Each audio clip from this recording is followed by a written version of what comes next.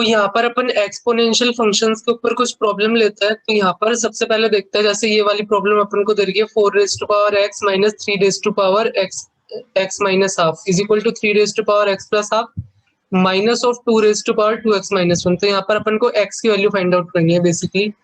फिर इसका सॉल्यूशन देखते हैं। तो सबसे पहले क्या करना है कि इसको थोड़ा सिंप्लीफाई करते हैं। तो यहाँ पे 4 रेज़ टू पावर x है, इसको 3 raise to power x divided by √3 लिखते हैं। इसको 3 raise to power x multiply by √3 आ जाएगा और ये 4 raise to power x divided by 2 आ जाएगा। तो यहाँ तक कर लिया अपन ने। उसके बाद इसको थोड़ा और सिंप्लीफाई करता है। इस 4 रेज़ टू पावर x को इधर लेके जाता है और इस 3 रेज़ टू पावर x वाली टर्म को इधर लेके जाता है। तो ये 4 रेज़ टू पावर x 3/2 हो जाएगा और ये 3 रेज़ टू पावर x 4/√3 हो जाएगा। ओके, फिर नेक्स्ट स्टेप में चलता है। तो नेक्स्ट स्टेप में अपन क्या करने वाला है, तो ध्यान से देखो, इसको अपन ऐसे लिख सकते हैं 4 raise to power x minus 1 divided by 4 raise to power half is equal to 3 raise to power x minus 1 divided by √3।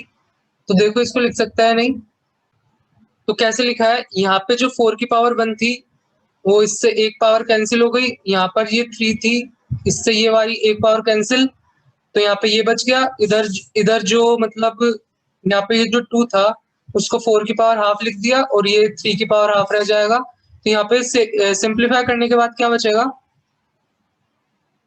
ये वाली ये चीज बचेगी। अब इसको इधर ले जाता है तो यहाँ पे 4/3 की होल पावर x माइनस 3/2 आ जाएगी और इसकी वैल्यू 1 कब होगी, जब ये जो पावर वाली टर्म है वो 0 हो जाएगी। यहाँ पर x माइनस 3/2 को अपन 0 कर देंगे तो x की वैल्यू 3/2 आ जाएगी जो अपना आंसर होगा। तो इस तरीके से इसको सॉल्व कर सकते हैं। तो नेक्स्ट प्रॉब्लम है अपने पास, अपन को इस इक्वेशन को सॉल्व करना है। तो यहाँ पर इसको सॉल्व करने का ट्राई करो, फिर इसका सॉल्यूशन देखते हैं। तो सबसे पहले अपन क्या करते हैं, जो e raise to power sin x है उसको कुछ y मान लेते हैं। तो यहाँ पे क्या बनेगा, y minus 1/y minus 4 is equal to 0। ये होगा y² minus 4y minus 1 is equal to 0। यहाँ पर y is equal to e raise to power sin x था, ये चीज थी। यहाँ पर इसके जो सॉल्यूशन हो जाएंगे वो क्या हो जाएंगे, minus B plus minus under root of b² minus 4ac divided by 2। तो यहाँ पे अपने पास आ जाएगा 2 प्लस माइनस √5। लेकिन जो e raise to power sin x है वो ऑलवेज ग्रेटर देन 0 होगा। तो y जो कि e raise to power sin x है उसकी वैल्यू क्या पॉसिबल है, 2 प्लस √5। लेकिन इसको भी चेक करता है, जो sin x है उसकी वैल्यू मैक्सिमम 1 हो सकती है। जब sin x की वैल्यू 1 होगी तो तब ये जो e raise to power sin x है उसकी मैक्सिमम वैल्यू होगी, तो इसकी मैक्सिमम वैल्यू e हो सकती है और इसकी वैल्यू 2.718 होती है अप्रोक्सीमेटली। लेकिन ये जो वैल्यू है इससे भी ग्रेटर देन है, तो ये भी पॉसिबल नहीं होगा। तो इस चीज पे क्या हो जाएगा, नो सॉल्यूशन, इसका कोई सॉल्यूशन ही पॉसिबल नहीं है। तो इस तरीके से अपन इसको सॉल्व कर सकते हैं। तो नेक्स्ट प्रॉब्लम है अपने पास ये, अपन को इस इक्वेशन को सॉल्व करना है। तो इसको सॉल्व करने का ट्राई करो। तो इसका सॉल्यूशन देखता है। तो ये इसकी वैल्यू 1 कब होगी, या तो ये जो ये क्वांटिटी है उसकी वैल्यू अगर 1 हो जाए तो 1 की पावर कुछ भी हो 1 ही होता है। तो इसकी वैल्यू 1 हो जाए तो यहाँ पे अपने पास 2 पॉसिबल केस आएंगे इसको सॉल्व करेंगे। तो एक तो x माइनस 3 की वैल्यू 1 हो जाए और एक x माइनस 3 की वैल्यू -1 हो जाए। यहाँ से x की वैल्यू 4 आएगी, यहाँ से x की वैल्यू 2 आएगी। तो एक तो ये 2 सॉल्यूशन है। एक क्या हो सकता है कि ये जो ऊपर वाली पावर है वो 0 हो जाए, लेकिन उसके लिए x की वैल्यू नॉट इक्वल टू 3 होनी पड़ेगी, क्योंकि अगर x की वैल्यू 3 होगी तो वो 0 की पावर 0 हो जाएगा जो कि एक इंडिटरमिनेंट फॉर्म है। तो x नॉट इक्वल टू 3 के लिए अगर ऊपर वाली टर्म 0 हो जाए तो वो भी एक सॉल्यूशन हो सकता है। तो ऊपर वाली टर्म को 0 रख के देखता है। तो जब इसको सॉल्व करोगे तो यहाँ से x की वैल्यू 3 एंड 1/3 आएगी, लेकिन 1/3 को नहीं लेंगे क्योंकि उसके लिए इंडिटरमिनेंट फॉर्म बन जाएगी। तो 1/3 एक अपना आंसर हो जाएगा। तो इस तरीके से इसको सॉल्व कर सकते हैं। तो यहाँ पर अपन को इस इक्वेशन को सॉल्व करना है। नेक्स्ट प्रॉब्लम अपना ये है। तो यहाँ पर इसको देखते हैं कैसे सॉल्व कर सकता है। तो ये यहाँ पर ये दे रखा है। तो ये 1/4 है, उसको मैं 1/2 का होल स्क्वायर लिख सकता हूँ। और अगर बेस 0 से 1 के बीच में हो तो उसमें क्या होता है कि ये जो मतलब पावर आप जितनी ज्यादा रखोगे उस क्वांटिटी की वैल्यू उतनी कम होती जाएगी। तो यहाँ पर इस क्वांटिटी की वैल्यू कम होने के लिए x² माइनस 2x है, उसकी वैल्यू ग्रेटर देन 2 होनी पड़ेगी। तो यहाँ पर अपने पास ये इक्वेशन आएगी, इसको अपन को सॉल्व करना पड़ेगा। तो इसको जब सॉल्व करोगे तो तुम्हारे पास, जैसे यहाँ पे मैं सॉल्व कर देता हूँ, तो मान लो इस इक्वेशन को सॉल्व करता है तो क्रिटिकल पॉइंट्स निकालता है। तो -b plus minus under root of b² minus 4ac divided by 2। तो यहाँ पर जो अपने पास पॉइंट आएंगे 2 प्लस माइनस √3 आएगा। तो अपने पास जो एक पॉइंट आएगा वो 2 माइनस √3 आएगा और जो दूसरा पॉइंट आएगा वो 2+√3 आएगा। और अपन को इस क्वांटिटी की वैल्यू इस रीजन में पॉजिटिव होगी, इस रीजन में नेगेटिव और इस रीजन में पॉजिटिव। तो अपन को तो क्या चाहिए, तो सॉरी यहाँ पर ये आएगा 1, क्योंकि यहाँ पे 2 है ना, 2 से डिवाइड करोगे तो ये 1 आएगा। यहाँ पे 1 कर लेना, 1 ±√3। तो यहाँ पर अपन को पॉजिटिव चाहिए तो अपन को ये वाला रीजन लेना और ये वाला रीजन लेना है। तो अपना सॉल्यूशन क्या हो जाएगा, -∞ से यहाँ पर 1 -√3 यूनियन 1 +√3 से इन्फिनिटी। तो ये अपना आंसर हो जाएगा। तो इस तरीके से इसको सॉल्व कर सकते हैं। तो नेक्स्ट प्रॉब्लम है अपने पास, अपन को smallest integral value of x find out करनी है जो इस इक्वेशन को सेटिस्फाई कर रही है। तो यहाँ पर सबसे पहले इस चीज को ऐसे लिख सकता है,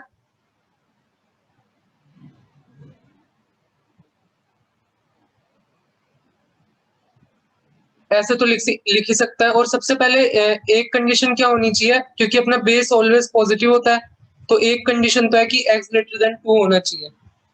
अब सेकंड कंडीशन अपन क्या रख रहे हैं कि जो बेस की वैल्यू है वो ग्रेटर देन 1 वाला केस लेता है।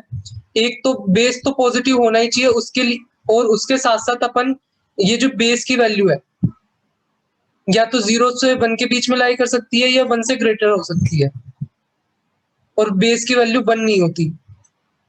ओके, 1 वाला केस नहीं लेता अपन। तो यहाँ पर अपने पास ये वाला केस ले रहा है। अभी ये 2 केस पॉसिबल है, उसमें से फर्स्ट केस अपन ये ले रहा है जब बेस की वैल्यू ग्रेटर देन 1 हो। तो एक कंडीशन तो अपने पास है कि x ग्रेटर देन 2 होना चाहिए।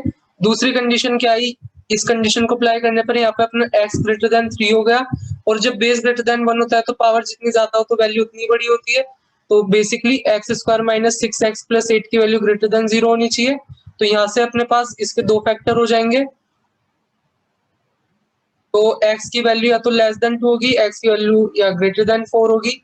ये 2 केस है। अब लेकिन ये वाला केस तो होगा नहीं क्योंकि अपने पास ये कंडीशन है, तो x की वैल्यू ग्रेटर देन 4 हो जाएगी। अब सेकंड केस लेता है जब बेस की वैल्यू लेस देन 1 हो, तो उसके लिए क्या होगा, उसके लिए यहाँ पे x की वैल्यू अपने पास लेस देन 3 आ जाएगी, लेकिन x की वैल्यू ग्रेटर देन 2 अपन को दे रखी है। अब इस क्वांटिटी में क्या होगा कि अब जब बेस की वैल्यू लेस देन 1 हो तो ये क्वांटिटी छोटी होगी, तो इसकी वैल्यू ज्यादा होगी, तो यहाँ पर ये लेस देन वाला केस आएगा। तो यहाँ पर जो अपने वापस इसके वही 2 फैक्टर होंगे। यहाँ से अपने पास x की वैल्यू 2 to 4 हो जाएगी, लेकिन अपने पास 3 कंडीशन दे रखी है। तो इसको इधर देखते हैं। तो यहाँ पर जो x की वैल्यू है वो बेसिकली यहाँ तक आ जाएगी अपने पास। तो अपने पास अब ये दोनों करने के बाद अपन क्या करेंगे, इनका यूनियन कर देंगे। तो एक अपने पास ये कंडीशन आई और एक अपने पास ये कंडीशन आई। तो अपना जो x की वैल्यू है वो किसको बिलोंग करेगी, 2 to 3 यूनियन 4 to इन्फिनिटी। और x की वैल्यू अगर बेस की वैल्यू 1 हो तो उसकी पावर तो 1 ही होगी, तो वो वैसे भी सेटिस्फाई नहीं होगा। तो अपन ने सारे केस देख लिए, तो अपने पास आंसर ये आया। अब इसमें अपन को smallest positive integral value of x बतानी है। तो 2 to 3 के बीच में कोई इंटीग्रल वैल्यू ऑफ x नहीं आएगी, और 4 to इन्फिनिटी 4 इंक्लूडेड नहीं है, तो अपनी जो इंटीग्रल वैल्यू है स्मॉलेस्ट जिसके लिए सेटिस्फाई होगा वो 5 हो जाएगी। तो इस तरीके से सॉल्व कर सकते हैं। तो अपन को इस इक्वेशन के नंबर ऑफ सॉल्यूशन बताने हैं, कितने नंबर ऑफ इसके सॉल्यूशन है। तो इसको सॉल्व करने का ट्राई करो। तो इसको सॉल्व करने के लिए अपन क्या करते हैं, देखो जैसे 2⁻x दे रखा है, इसको मैं इधर ले जाके ऐसे लिख सकता हूँ। ऐसे लिखने के बाद मैं इन दोनों का ग्राफ ड्रॉ करूंगा और पॉइंट ऑफ इंटरसेक्शन निकालने की कोशिश करूंगा। तो सबसे पहले 2⁻x का ग्राफ है कुछ इस तरीके का आएगा। यहाँ पर ये 0,1 पॉइंट होगा, ये इस तरीके का ग्राफ होगा। और y = 2x - 3 का ग्राफ देखता है। तो यहाँ पर x की वैल्यू 0 पुट करे तो y की वैल्यू -3 आ रही है, तो समथिंग हियर। तो यहाँ पर होगा 0,-3, और अगर y की वैल्यू 0 पुट कर दे तो x की वैल्यू 3/2 आएगी। तो x की वैल्यू यहाँ पर 3/2, 0। तो यहाँ पर इन दोनों को ज्वाइन करने वाली लाइन खींचता है, तो यहाँ पर ये एक ही पॉइंट ऑफ इंटरसेक्शन आएगा, ये एक ही पॉइंट पे कट कर रहा है, तो इसके जो नंबर ऑफ सॉल्यूशन है वो 1 हो जाएगा। यहाँ से अपन को सिर्फ एक ही वैल्यू ऑफ x मिलेगी, तो अपन को number of values of x बतानी थी जो इसको सेटिस्फाई करे। तो एक ही वैल्यू ऑफ x मिल रही है, तो मतलब नंबर ऑफ सॉल्यूशन हो जाएंगे =1। तो होप आपको वीडियो अच्छा लगा होगा। अगर अच्छा लगा हो तो चैनल को लाइक कीजिए और चैनल को सब्सक्राइब कीजिए, वीडियो को लाइक कीजिए। फिर मिलते हैं बाद।